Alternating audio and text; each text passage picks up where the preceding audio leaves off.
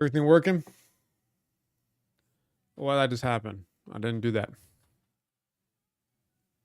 Let me make sure everything's working. Hello, everyone. Making sure the stream is live. It is live. We're all live. Cool. Everything is working out how it should be. Microphone's on. Cool. I've been having a little streak of not starting my lives out very well. Either having audio on or my mic is muted. So, all right. So let's get into it.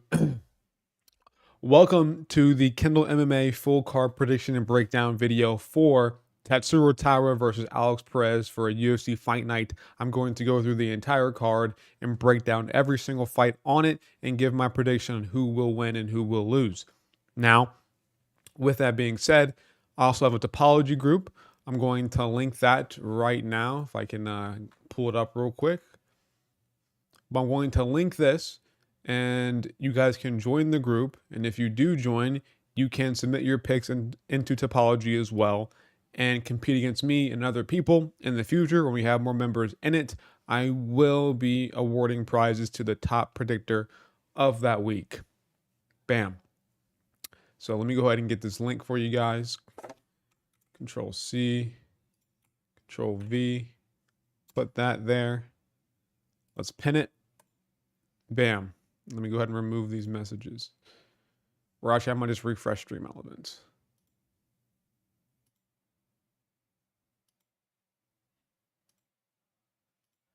All right, it's good then. Cool. So that's there for you guys, and I think we're all good. I think we're ready to get rumbling here. So let me pull up topology real quick. Matter of fact, I might show you guys the group. That is the wrong thing. Hold on. That is the wrong monitor. Here we go. There we got it. This is the topology group right here. Go ahead and join this, please. Again, we have 3 people on. I think we have 12 members in total, including myself, or 11 members. Submit your picks. If you want to do my picks, you want to copy me, go ahead and copy me. I don't care. Do what you want to do.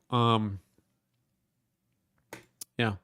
So let's go ahead and get into these predictions. I'm not excited for it at all whatsoever, but you know what? We got to do what we got to do. Starting off with the first fight of the card, we have Julia Polastri versus Josephine Knudsen. Now, I don't really care. It's a women's fight. It is what it is. Josephine Knudsen.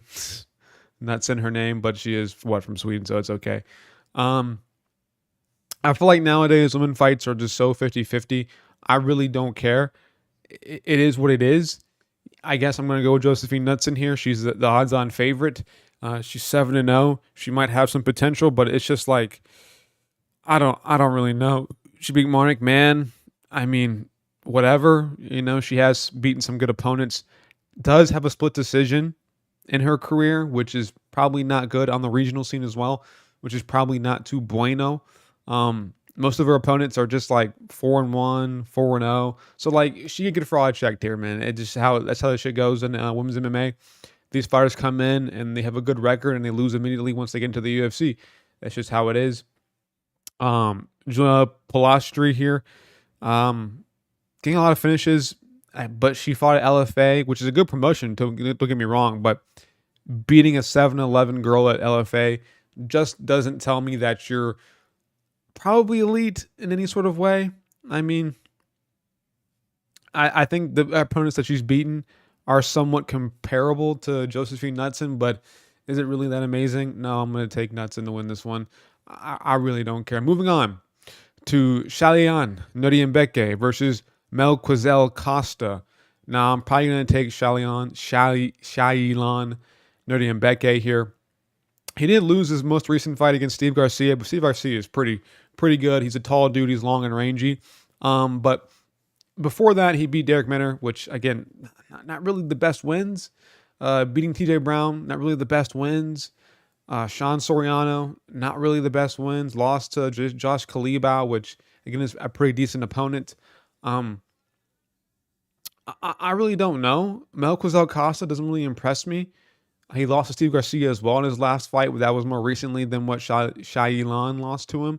So it's like neither of these guys are really, I guess, really beaten any good opponents. I think Nerdy Mbeke has a grappling advantage here, so I'm probably going to take him to probably win by grappling. It's tough. This is a tough fight to predict. Both of these guys are just like they're not awful at fighting, but I think that one has an advantage in Shai Yilan Nerdy Mbeke with the grappling. I think he poses a bigger risk to beat Melquizel Costa. I think it's just a matchup difference. He's an underdog, Nerdy Mbeke, so I will be taking him as an underdog. Melquizel Costa, again, isn't bad, but I mean, the opponents he's beaten, Austin Lingo, not that good. He fought at LFA, which is a good promotion again. This is the second LFA person we have. But again, I'm not too impressed by either guy. So I have to go with who I think has the better style to beat the other person. And I think Nerdy and Mbeke does. Yeah, that's pretty much it. Nerdy and Mbeke by decision. Moving on. We have Jekka Saragih versus Weston Wilson. Now, Jekka was on road to the UFC, and he showed really good potential there. I think he was finishing most of his opponents. Let me find it. Yeah, finished him. He was really explosive. Ron B. Key, sorry, finished him. Like he had I picked him to probably win road to UFC. He loses to Anshul Jabli, and I believe at the final of it, which he still gets signed anyways. Dude is very explosive. He's a really explosive guy. And Weston Wilson, man gets KO'd. I mean, it was by Jornison Brito. Brito's a really powerful dude, and Gene Silva. So I mean, if he's losing by TKO and he's 35 years old and he's 16-9 in his UFC career, this one might just be a layup for Jekka. I ain't gonna lie. He has that power upside to him. Weston Wilson does have the 4-inch reach advantage, but I think I'm going to have to side. Sorry, I think I'm going to have to side with the guy who is known for being very, very explosive in the first round and just being explosive overall. Again, his loss to Anshul Jabli, maybe not the best loss to have, but I think Weston Wilson isn't really that comparable to Anshul Jabli. It's just weird trying to do MMA math with this one. So again, I'm going to go back to the matchup difference, and I think Weston Wilson can be finished, and I think Jekka has really underrated power, and he probably can finish Weston Wilson, probably by first round TKO. That's what I'm going to take here. And I think this is a pretty straightforward pick. Yeah, he's a minus 360 favorite. I don't like Weston Wilson's upset potential versus Jekka. It's possible, but I don't really see it happening. Moving on. Oh god, this card is no bueno. I ain't gonna lie. This card is no bueno. Moving on. Carly Judice versus Gabriela Fernandez.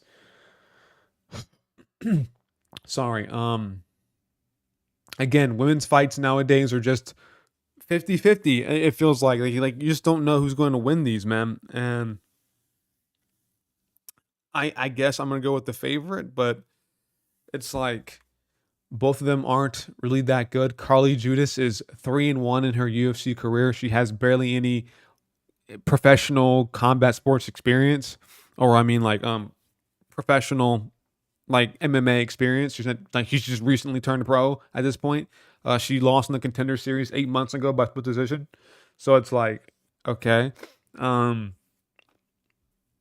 Again, when it comes to Gabriela Fernandez, I mean, she lost her UFC. No, she didn't. Yeah, she lost her UFC debut to Jasmine Jasudavicius, who is a crafty veteran at this point in her career. It's like, do I pick the person who has more experience, or it's just, again, these women's fights are so 50-50, and there can always be an upset. I think I'm going to go ahead and take Gabrielle Fernandez. Maybe. I really don't care. It just, this fight is the bathroom break. Let's be real here. Moving on. Nate Maness versus Jimmy Flick.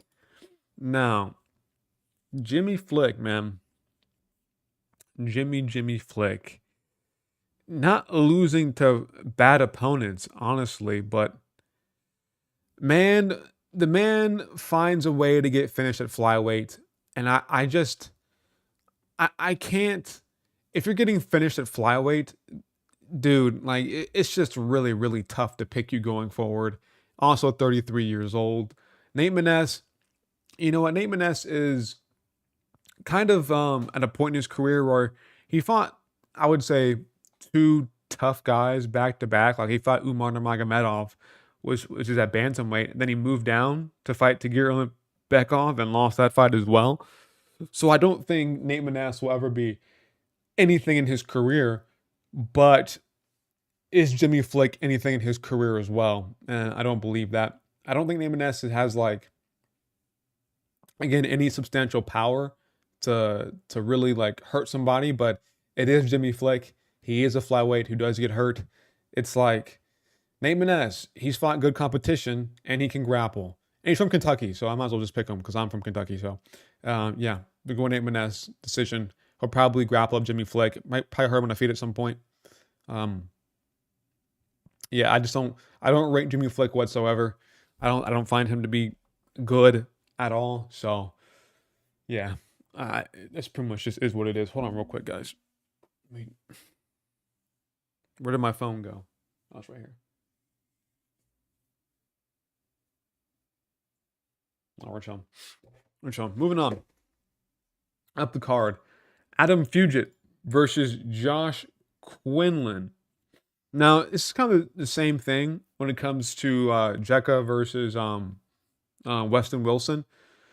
Adam Fugit is chinnable. Like, he has been chinned, but he looks decent at times. Like, not like anything crazy, but he looks decent at times. And Josh Quinlan, he kind of has an issue when it comes to range. When he fought Trey Ogden, was it Trey Ogden? Not Trey Ogden, Trey Waters, right? Trey Waters. Yep, I was right. Trey Waters. It felt kind of easy for Trey Waters to keep the range and just poke at him. And that's how he pretty much won that fight against Josh Quinlan.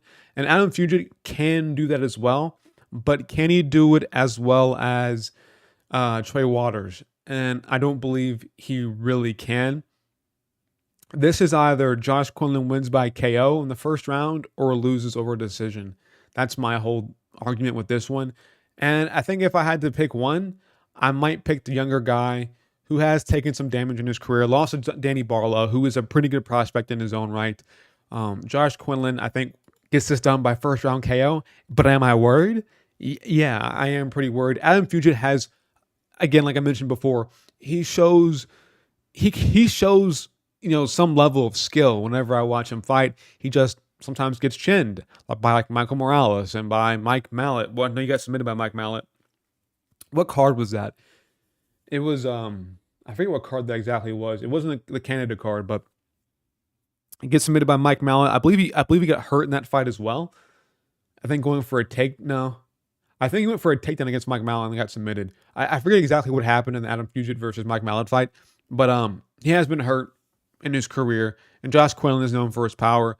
I don't think Josh Quinlan is really that good either, honestly. I think he just has power and it carries him. Like when he beat Jason Witt with the left hook. Jason Witt he has one of the worst chins in the UFC. He's out of the UFC, in fact, so it's like, and I'm pretty sure he did pop for roids at one point, Josh Quinlan.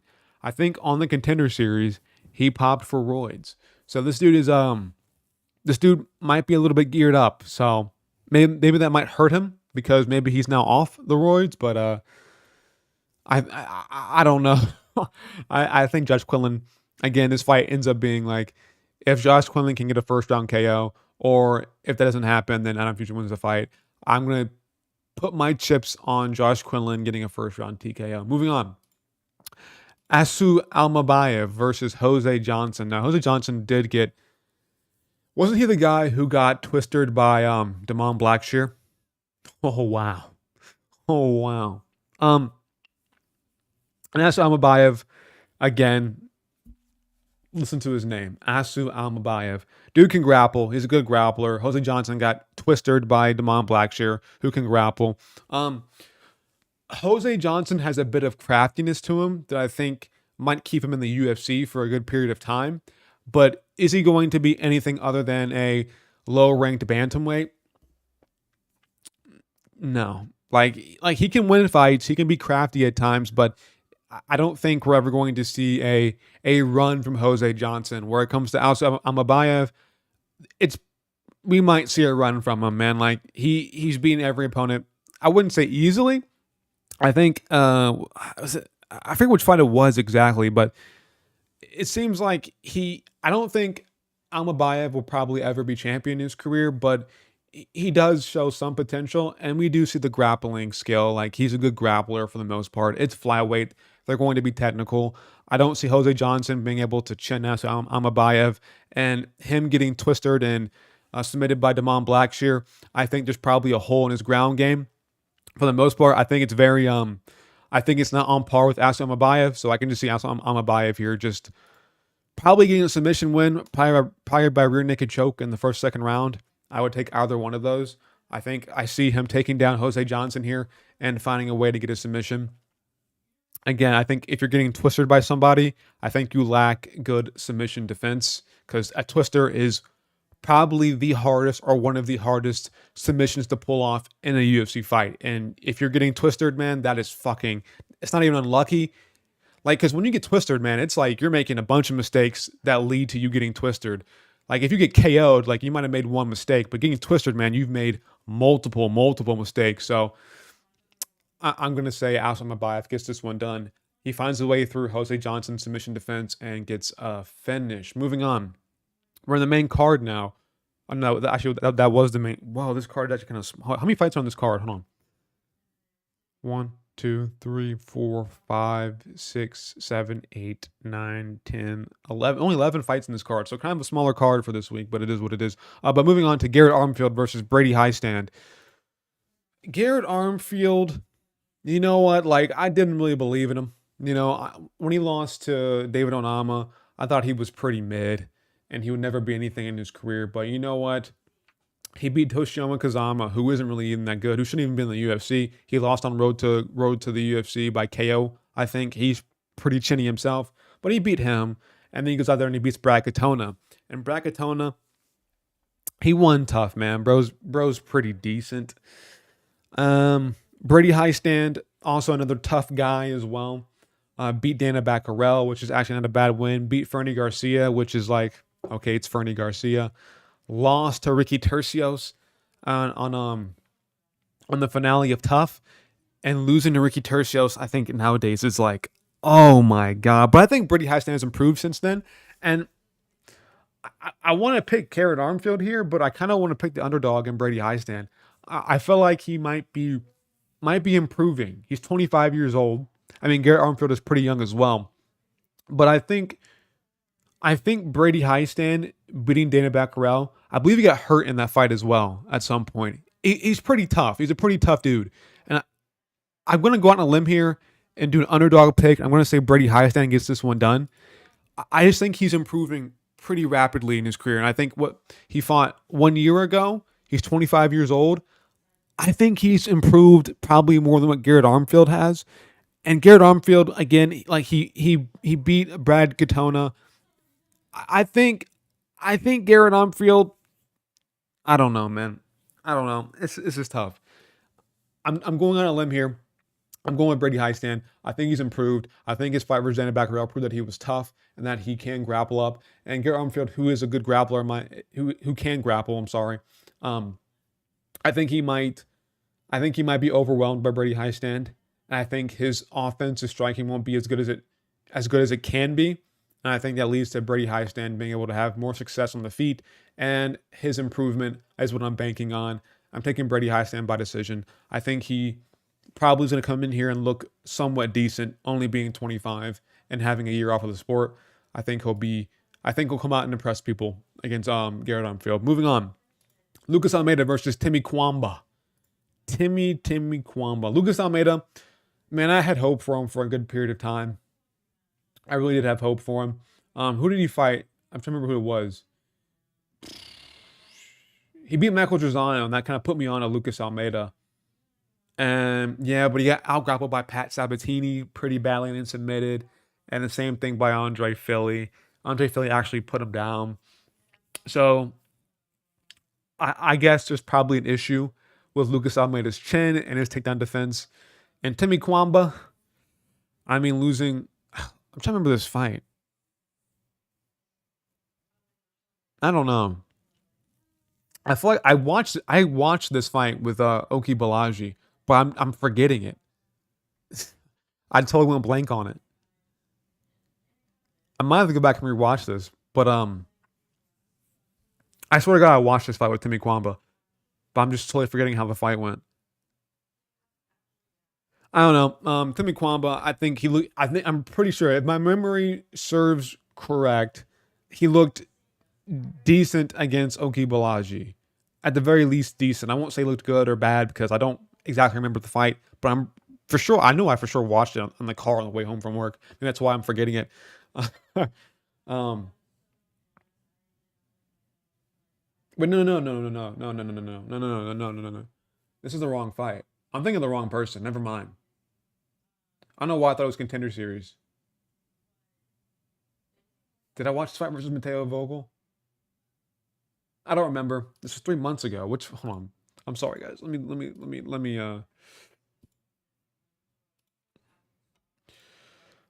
make sure I'm getting my timetables right before I start saying shit. Am I thinking of the right fighter?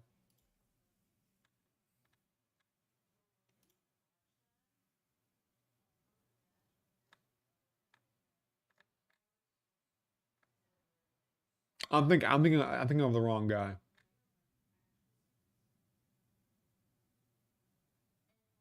I'm thinking of the wrong guy. I don't know. I don't know. I'm thinking Timmy Kwamba. I totally got my guys mixed up. He lost Oki Balaji by split decision. What card was that again? Actually, what card was that again? Hermanson versus Pfeiffer. Did I see? No, I watched this fight. I had to have watched this fight. Why am I forgetting this fight?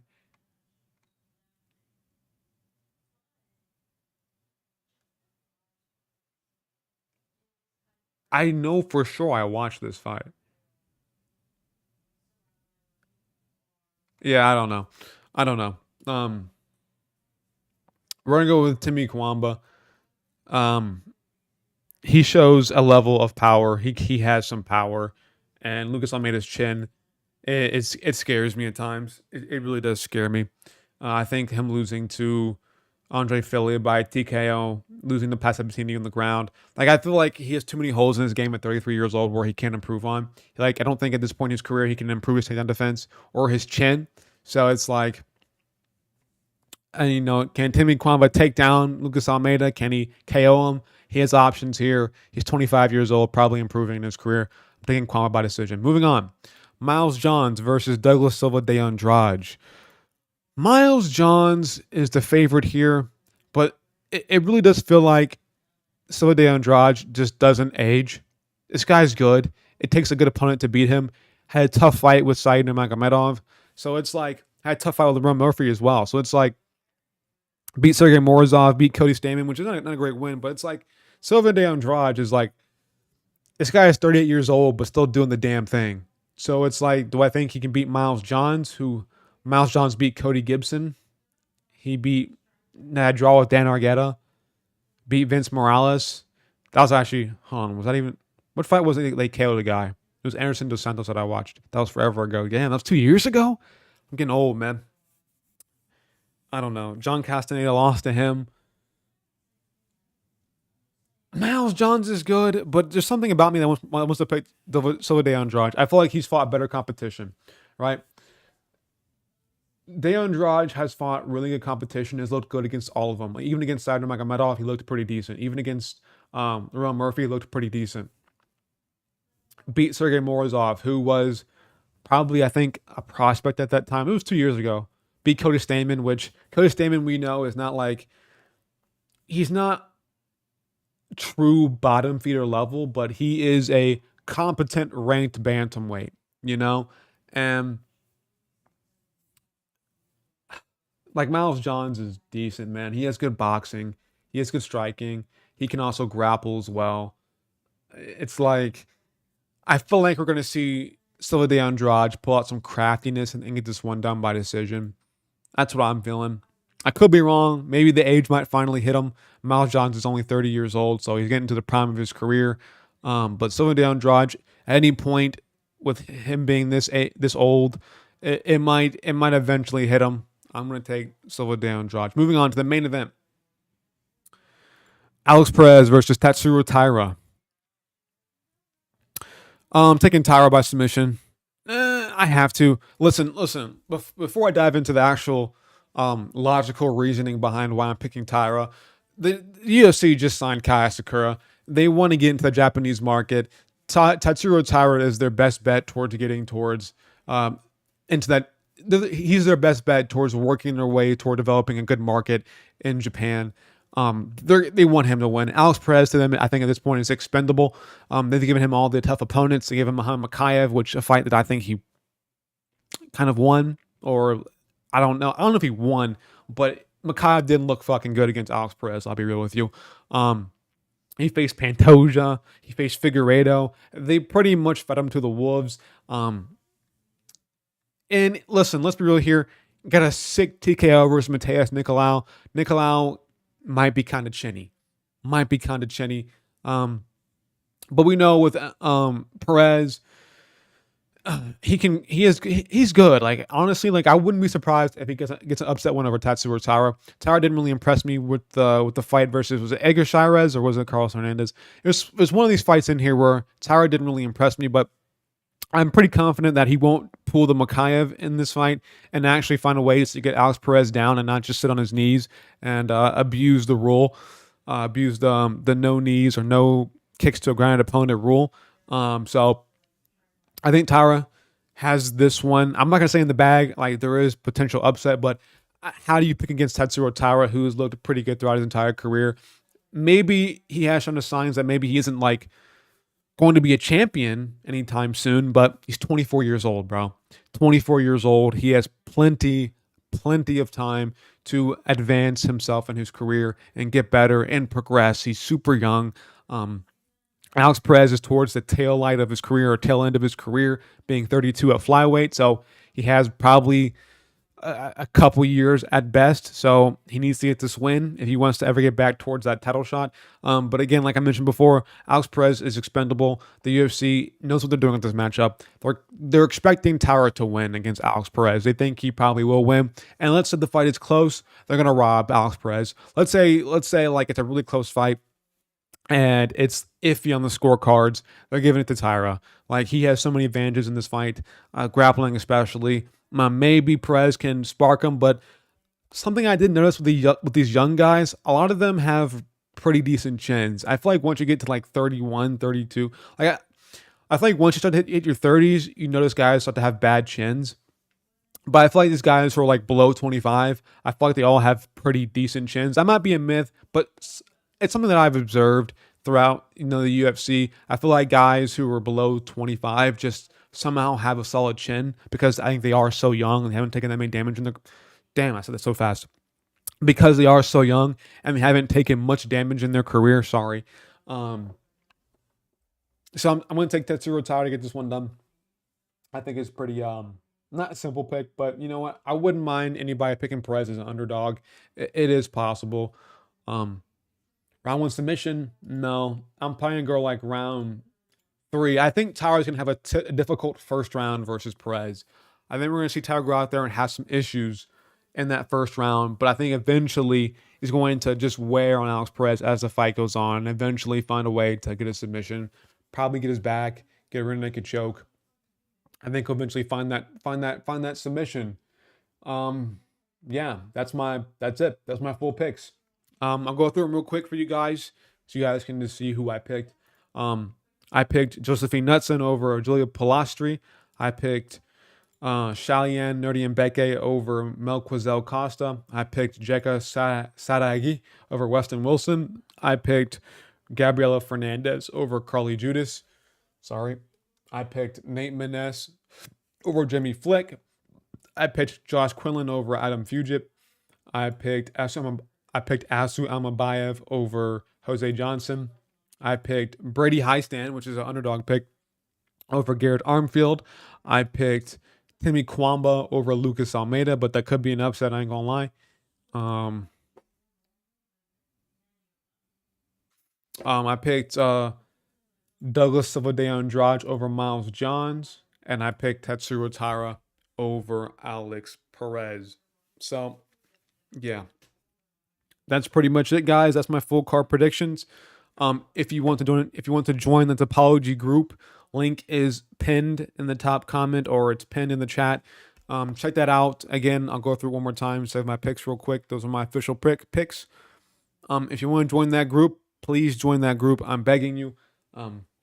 You can't compete with me and other people. Just enter your picks, and eventually the top winner of the week or of that fight night or pay-per-view will start getting rewards once we get more people in there. So if you want a chance at rewards in the future from me, then join the group and submit your picks every single week. You know, I don't think it hurts at all. It's completely free to join. Just make an account. It's free, and just hop in here and join the Topology group. Real quick, guys, some goals for this week. I want to sorry. I want to be more active this week, so I'm going to try to post. I'm going to try to post daily. Again, trying to get back into the flow of things. I've been kind of slacking recently this past week. I had a video. Like I've been having really bad luck with videos. I don't know what's going on. I've been making a video, then my computer resets and the whole file gets corrupted and I have to redo the whole video. I'm just like, it's 2 a.m. and I'm like, fuck this, man. I can't make this whole video again. I spent a half an hour talking. Now I have to redo the whole damn thing. Or I delete some shit on accident. I delete a file and it corrupts the whole thing, or I can't recover it back. Shit's been going on. It's been pretty bad. But other than that, man, I'm going to try to get myself back into shape this week and get back on this YouTube grind. I can't let it get too far behind me and just lose my relevancy. So I'm going to get back on it, guys. I'll see y'all tomorrow. This card sucks. Yeah, peace.